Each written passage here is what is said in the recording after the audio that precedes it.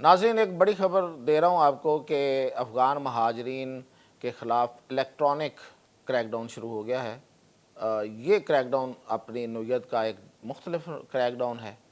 اور اس وقت یہ بھی ایک بڑی خبر ہے آپ کے لیے کہ پاکستان میں غیر قانونی طور پر شناختی کارڈ بنوانے والے جو افغان ہیں ان کی تعداد 10 لاکھ ہے۔ یہ 10 لاکھ لوگوں نے شناختی کارڈ کیسے بنوائے، کہاں کہاں کن کن علاقوں میں زیادہ تر بنے،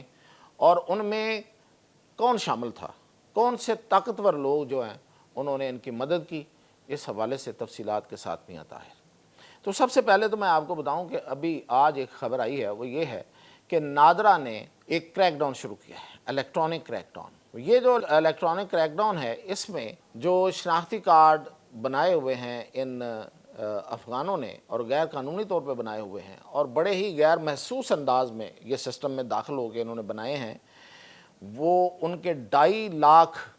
ابتدائی طور پہ، یہ میں آپ کو بتا رہا ہوں، یہ خبر میں آپ کو دے رہا ہوں کہ یہ ابتدائی طور پہ ہے، 2.5 لاکھ لوگ جو ہیں وہ ٹریس ہوئے ہیں۔ اب اس سے آگے ہیں، حقیقت میں ان کی تعداد 10 لاکھ ہے، اور یہ جو 2.5 لاکھ ٹریس ہوئے ہیں یہ صرف 3-4 علاقوں میں ہیں، باقی تو ابھی میں مطلب جو باقی لوگ ہیں وہ کہاں کہاں ہیں وہ بھی میں آپ کو بتاتا ہوں۔ اور یہ 3-4 علاقے کون سے ہیں؟ کوئٹہ، پشین اور چمن۔ ان علاقوں میں صرف کوئٹہ، پشین اور چمن میں، ان علاقوں میں صرف 2.5 لاکھ لوگوں نے جعلی شناختی کارڈ بنوائے۔ اب جعلی شناختی کارڈ کس طرح سے بنائے یہ ذرا سمجھنے اور سننے والی بات ہے۔ ایک تو طریقہ یہ ہے کہ آپ کسی نادرا کے کسی بندے کو جا کے، مطلب پرانے دور میں ایسا ہوتا رہا کہ ان کو جا کے وہ کوئی کسی نے رشوت دی، پیسے دیے، لالچ دیا، اور اس نے اس کو پاکستانی شہری ظاہر کر دیا۔ یہ تو صفائی ہو گئی تھی بہت پہلے، اس طرح کے شناختی کارڈوں کو یہ بہت ہوا تھا، بہت زیادہ تھا یہ، اور وہ شناختی کارڈ بھی، پاسپورٹ بھی جاری ہوئے تھے۔ لیکن جنرل مشرف کے دور کے بعد اس پہ خاصا کام ہوا، اور نادرا بھی بنی اس وقت ہی، اور اس نے اپنا جب سسٹم جو ہے وہ آن لائن کیا اور ان ساری چیزوں کو الیکٹرانکلی چیک کیا، تو اس میں بہت زیادہ ایسے شناختی کارڈ تھے جو 2 نمبر طریقے سے، بڑے بلیٹنٹ 2 نمبر طریقے سے بنے ہوئے تھے، اور ان کو لاکھوں کو ان کو کینسل کیا۔ پھر ایسے لوگ تھے کہ جنہوں نے نادرا کے ہوتے ہوئے، یعنی کہ اس نئے ادارے کے بننے کے بعد بھی یہ کام کیے،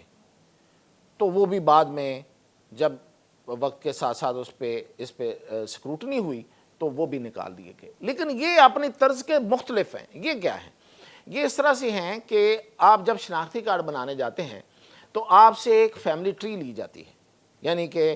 کسی کا اگر شناختی کارڈ بننا ہے تو اس کا باپ، اس کا دادا، اس کی ماں، اس کے بچے، جو بھی اس کی فیملی ہے، اس کو اسے فیملی ٹری کہتے ہیں، وہ پورا اس میں اندراج ہوتا ہے اس کا، اور جو پرانے ہوتے ہیں، جو پہلے سے ظاہر ہے درج ہوتے ہیں، وہ سارا اس کے ساتھ ملا کے ایک پوری فیملی ٹری بنا دی جاتی ہے کہ یہ بندہ اس فیملی سے تعلق رکھتا ہے، اس میں اس کے جو بہت قریبی رشتہ دار ہوتے ہیں ان کے نام ہوتے ہیں، اور وہ یہ ہیں، اور جو دور کے ہوتے ہوں گے وہ آگے جا کے، اگر آپ اس کو، نادرا کا سسٹم ہے، اگر وہ اس کو جا کے سرچ دے گا تو وہ بھی جا کے اس کو لنک کر جائیں گے۔ ان لوگوں نے کیا کیا ہوا تھا کہ لوگوں کی فیملی ٹریز میں اپنے آپ کو شامل کرایا ہوا تھا، یعنی کہ ایک بندہ ہے، اس کی ایک فیملی ہے، اس کے اندر یہ فیملی ممبر کے طور پہ داخل ہو گئے تھے، یعنی کہ کوئی ایک بندہ ایک فیملی میں، دوسرا بندہ دوسری فیملی میں، اس طریقے سے کہ مطلب گھس بیٹھیے بن گئے تھے سسٹم کے اندر۔ اب ان کو نکالنا تو بہت مشکل ہے کہ آپ ایک فیملی ہے، اس کے اندر ایک افغانی آ گیا اور اس نے اپنا وہ اس فیملی کا ممبر بن گیا، تو وہ فیملی ٹری بن گئی۔ اب اس کو نکالنا بڑا مشکل تھا، لیکن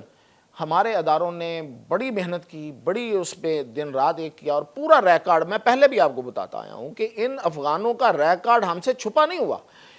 بہت سے ادوار میں کوشش کی گئی کہ ان کا ریکارڈ ضائع کروایا جائے، خاص طور پہ جو رجسٹروں کی صورت میں، اور پرانے جو طریقہ کار تھا جس طرح فائلیں اور رجسٹر بنتے تھے اس طریقے سے ان کو ضائع کرایا جائے۔ ضائع کرایا بھی گیا،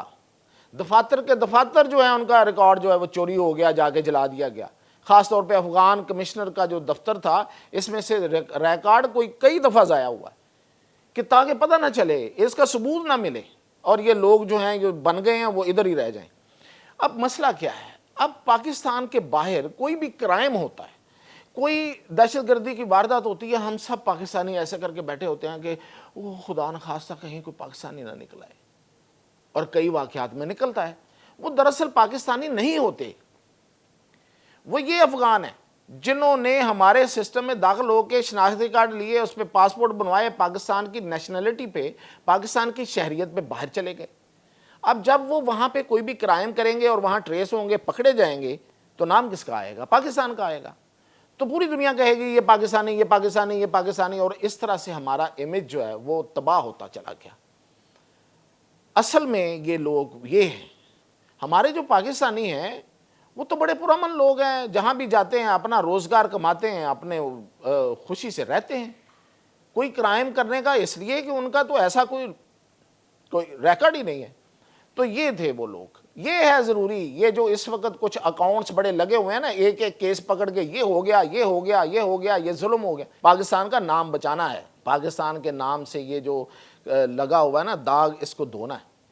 تو اس کے لیے یہ پھر یہ کیا گیا، اور ان لوگوں کو اب یہ صرف میں اب آپ کو جو اطلاع دے رہا ہوں وہ یہ ہے کہ کوئٹہ، پشین اور چمن سے یہ 2.5 لاکھ لوگ جو ہیں یہ ان فیملی ٹریز میں جو گھسے ہوئے تھے ان کو پکڑ لیا گیا، لیکن دراصل یہ 10 لاکھ لوگ ہیں۔ اور میں آپ کو بتاؤں کہ یہ اس میں راول پنڈی بھی شامل ہے، اور راول پنڈی میں یہ کوئی ڈکی چھپی خبر نہیں ہے، یہ ہر الیکشن کے موقع پہ باہر آتی رہی ہے۔ خاص طور پہ جب شیخ رشید الیکشن لڑتا تھا، شیخ رشید، اور میں صرف شیخ رشید کی بات نہیں کر رہا، باقی بھی جتنے وہاں کے سیاستدان ہیں ان سب نے، ہم تو وہاں مطلب خود رپورٹنگ کرتے رہے اور ساری چیزوں کا پتہ ہے کہ ان سب نے ووٹ بنائے ہیں افغانوں کے۔ ان کے ووٹ بنانے کے لیے ان کو پیسے دے کے ان سے ووٹ لے لیتے تھے، یعنی کہ ایک 4-5 ہزار 10 ہزار ووٹ بنایا، جعلی شناختی کارڈ بنوائے، ان پہ ووٹ بنایا، اور یہ پاکٹ میں جیب سارے ووٹ 10 ہزار کا 10 ہزار ایک پاکٹ میں، وہ جا کے ایسے کیش ہوا، ایسے مطلب ان کو پیسے دیے اور ادھر جا کے وہ ووٹ پڑ گیا ان کو، این بلاک ان کو ووٹ پڑتا تھا۔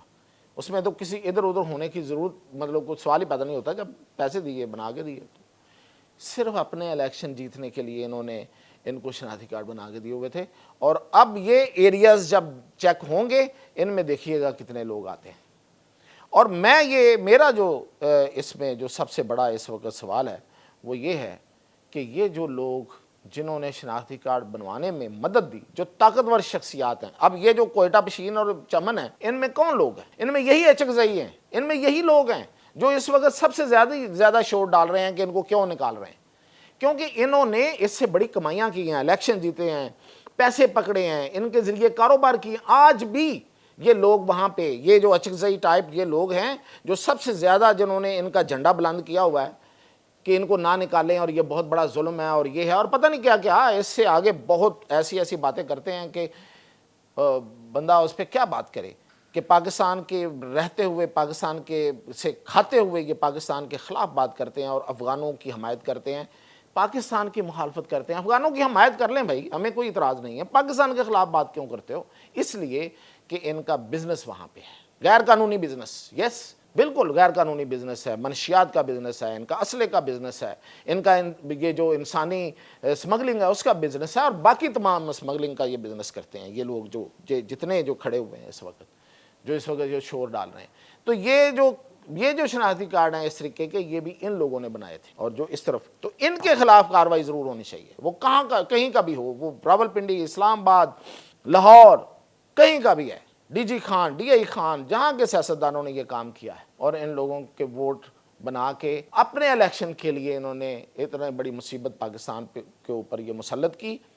اور ان کو جعلی شناخت دی، اور جس کی بنا پہ پاکستان کی شناخت جو ہے اس پہ سوال اٹھا۔ ان کے خلاف ضرور کارروائی ہونی چاہیے، اور مجھے یہ یقین ہے کہ اب ان کے خلاف بھی کارروائی ہوگی۔ یہ تھی اب تک کی اپڈیٹ۔